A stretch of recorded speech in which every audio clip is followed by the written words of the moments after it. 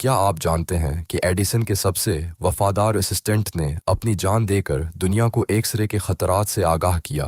1904 میں clearance daily نے Edison کی نئی ایکس رے مشین کو ٹیسٹ کرنے کے لیے رضاکارانہ طور پر اپنے ہاتھ پیش کیے۔ مہینوں تک وہ روزانہ اپنے ہاتھوں کو ریڈی ایشن کے سامنے رکھتا رہا، لوگوں کو ٹیکنالوجی کا مظاہرہ دکھانے کے لیے۔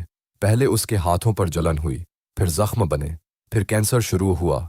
ڈاکٹروں نے پہلے اس کی انگلیاں کاٹیں، پھر ہاتھ، پھر بازو، لیکن کینسر رکا نہیں، یہ اس کے پورے جسم میں پھیلتا گیا۔ جب ڈیلی مر گیا تو ایڈیسن اتنا خوفزدہ ہوا کہ اس نے ہمیشہ کے لیے ایکس رے کی تحقیق چھوڑ دی۔ کلیرنس ڈیلی ریڈی ایشن پوائزننگ کا پہلا ریکارڈ شکار بنا۔ سائنس کے نام پر اس نے اپنی جان قربان کر دی۔